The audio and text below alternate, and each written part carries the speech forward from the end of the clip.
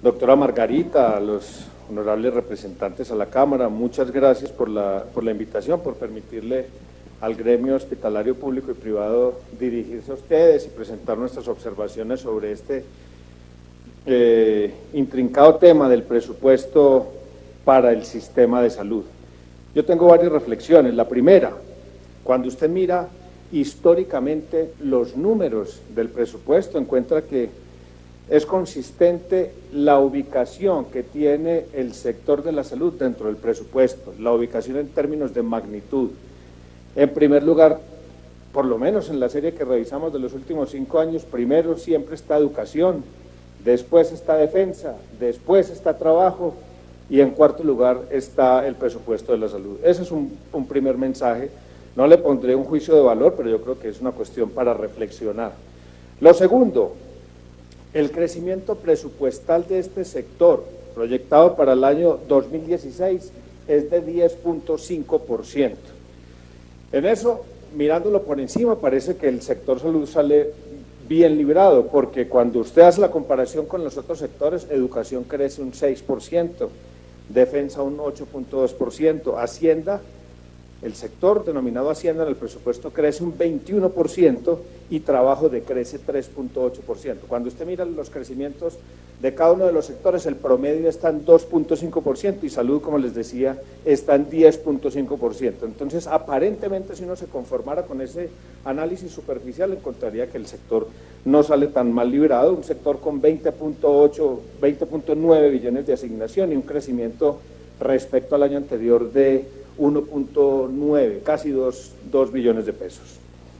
Cuando uno, en la tercera observación, cuando entra uno a mirar el tema fuente por fuente, encuentra que son 7 billones para el contributivo, 7.6 billones que están en el Sistema General de Participaciones, provienen del SGP, y dentro de SGP, dentro de los usos que ustedes conocen que se dan, o las destinaciones que se deben dar por ley, 6.1 billones son del régimen subsidiado y los restantes se dividen en dos conceptos. Uno, la población pobre no afiliada con 758.000 millones de pesos y el concepto genérico denominado salud pública con 724.000 millones de pesos.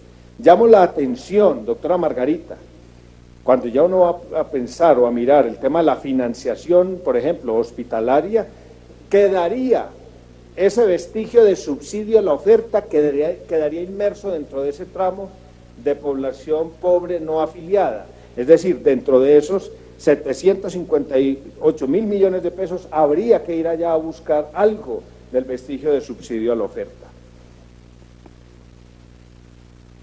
Traigo este dato, bueno, después sigue el tema de del funcionamiento de las instituciones que suman 1.5 billones, donde está el Ministerio de Salud y las otras entidades, a lo cual me referiré un poco más adelante. Pero quiero llamar la atención en esta tercera reflexión es sobre la magnitud de esos recursos, la magnitud de los recursos de salud pública y la magnitud de los recursos del subsidio a la oferta. Miren, yo creo que, y siendo, digamos, muy generoso en el cálculo y sumando todas las fuentes de salud pública en este presupuesto, a duras penas alcanza a representar un 4.9% de toda la plata del funcionamiento y del presupuesto del sistema de salud. Yo creo que ahí está una de las respuestas de lo que nos está sucediendo hoy. A ver, la propia Organización Mundial de la Salud recomienda que debe ser por lo menos en el gasto sanitario, el 7% dentro del gasto de salud de los países debería ser dedicado a los programas de salud pública o de promoción y prevención. Aquí estamos en 4.9%. ¿Tendrá eso algo que ver acaso con los resultados y desenlaces que estamos teniendo en frecuencias de uso, siniestralidad dentro del sistema de salud? Ese es un punto que lo queremos dejar nosotros para la reflexión. Y el segundo punto, derivado de estos mismos números, si uno hace el supuesto, porque no sé exactamente, habría que mirar con los técnicos del ministerio, dentro de ese PPNA, dentro de esos 758.000 millones, ¿cuánta es la plata exacta de subsidio a la oferta? Pero suponiendo que son 300.000 millones de pesos, esto a duras penas es un 1.43% de todo el presupuesto.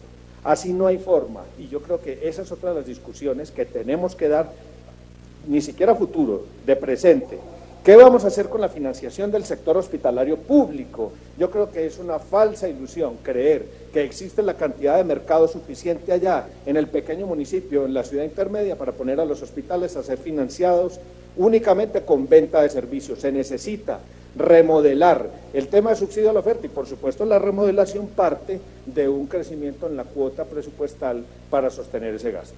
La cuarta reflexión, miremoslo por entidades entonces. ¿Por qué por entidades? Pues porque la institucionalidad es la que hace las cosas y el presupuesto es el que perfila los alcances de esas cosas.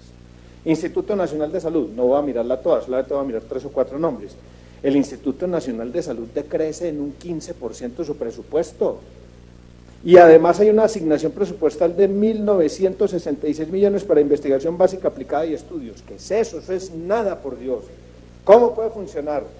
Nosotros necesitamos un Observatorio Nacional de Salud fuerte, un Instituto Nacional de Salud que haga investigación, que sea capaz de mirar cuáles son los trazadores, que nos orienten los temas de epidemiología e inclusive hasta en los de demografía.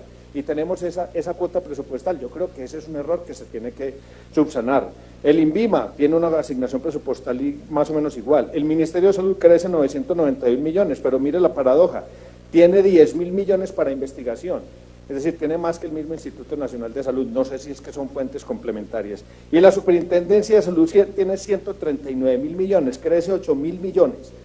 Pero me parece que para controlar esos casi 21 billones de pesos que se le asigna a la Superintendencia de Salud, el 0.66% del presupuesto, creo que eso también es un mensaje que se tiene que quedar de esta audiencia. De pronto es insuficiente y yo creo que debería gastarse más para poder tener y exigirle más resultados a esa entidad en el tema de vigilancia y control, que son cosas que nos están haciendo.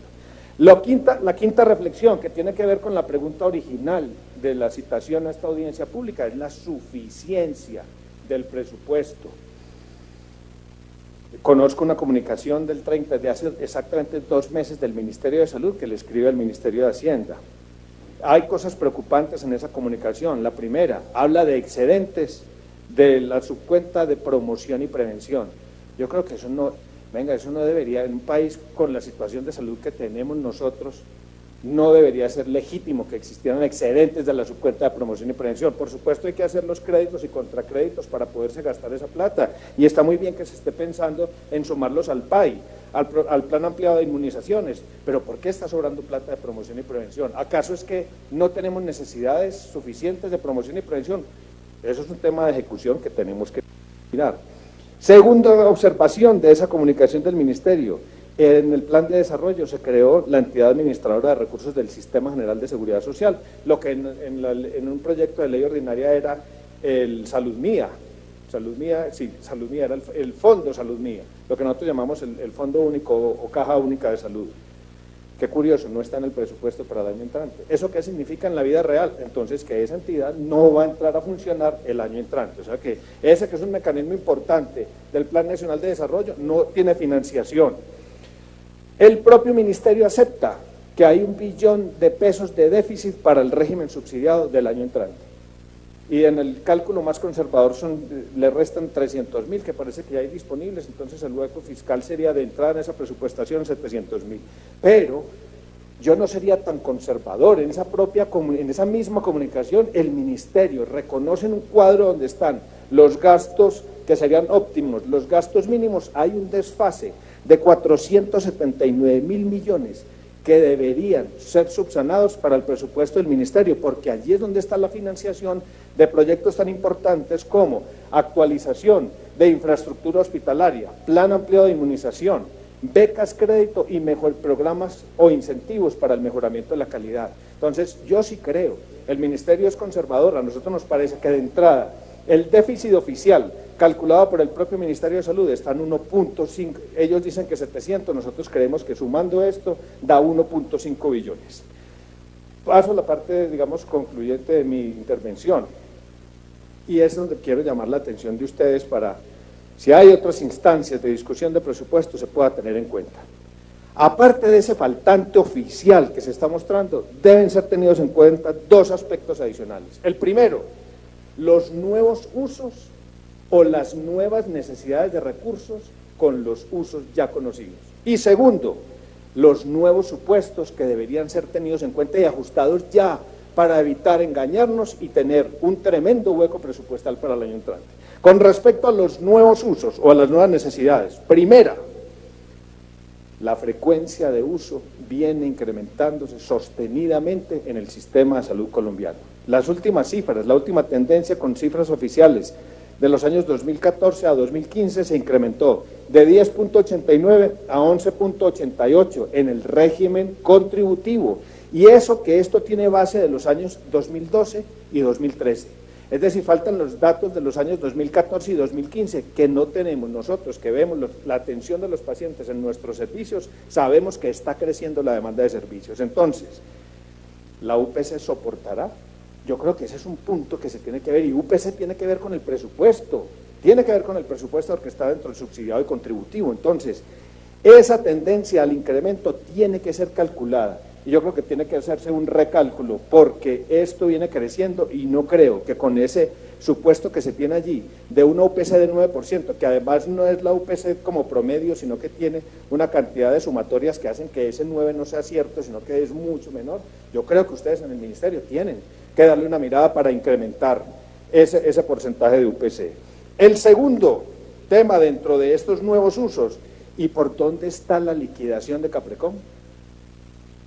Ahí hay un faltante enorme, porque si se va a avanzar a la liquidación de Caprecom, esa liquidación tiene que ser con plata, con dinero contante y sonante, o si no, se va a defraudar todo el sistema hospitalario colombiano, público y privado, y por lo menos debería ser una cifra que oscila entre 1 billón y 2 billones, entre 1 y 2 billones, para poder tener el saneamiento de entidades como Caprecom y las otras que vayan a evolucionar a más profundización en las intervenciones o inclusive a la liquidación.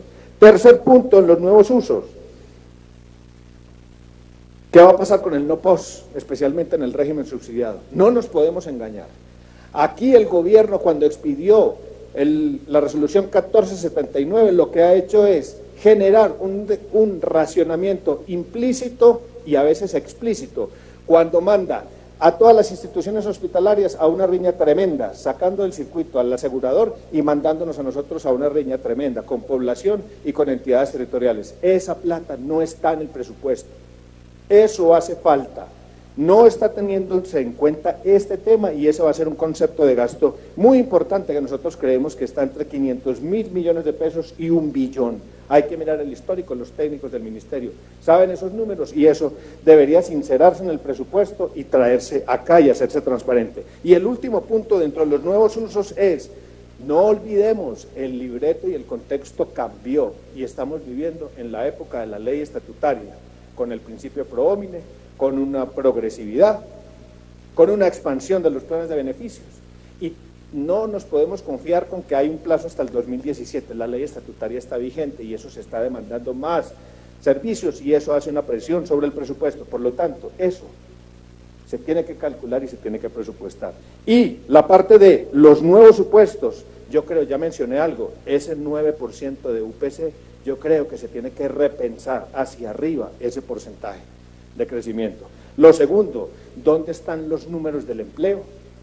Porque aquí lo que va a suceder es, como van las cosas y con el choque externo de la economía, aquí va a haber destrucción de empleo formal.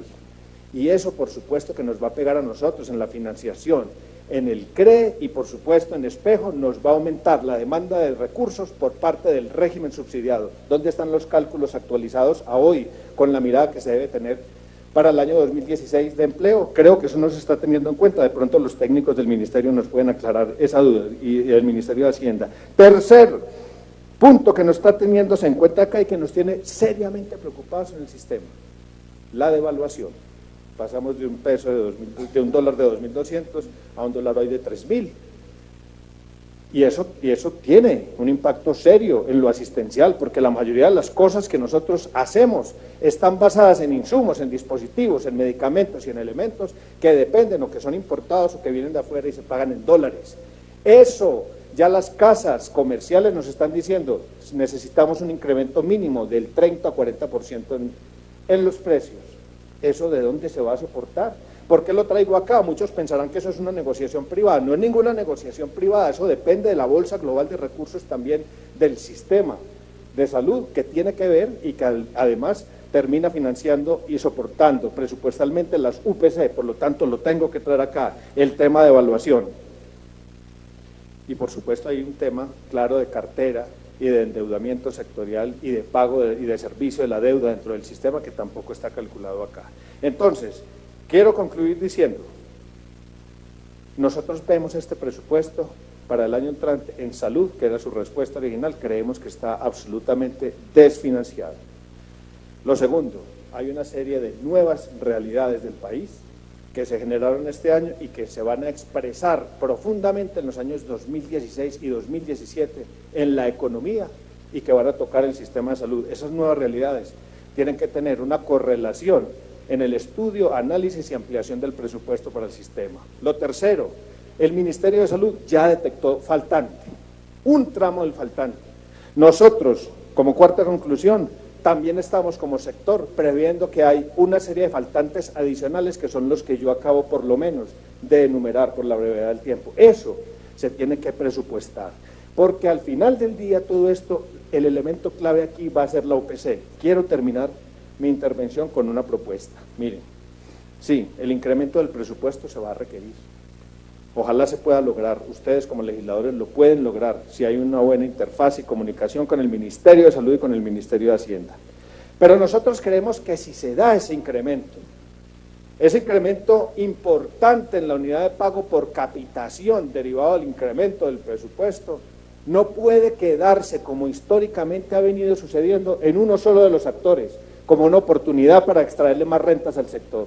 Aquí yo quisiera proponer que se pueda generar un pacto de estabilidad económica, o un pacto de estabilidad de precios, o un pacto social, oficial, con el acompañamiento de ustedes, que beneficie a todo el sector y que implique que ese incremento de UPC pueda tener una correlación igual en el incremento de tarifas y de nosotros hacia nuestros trabajadores y hacia nuestros proveedores, que sea equilibrado, es decir, que se pueda cesar durante un par de años la extracción de rentas tradicional que se ha venido dando en este sistema de salud, que permita tiempo para pensar en la reforma y para estabilizar el sector, que sirva de transición y que sea un avance del decreto 1464 que ya está vigente y que no se está cumpliendo en su totalidad, pero que sea una política oficial extraordinaria de salvamento del sector, complementario y derivado del incremento presupuestal. ¿Mi epílogo cuál es?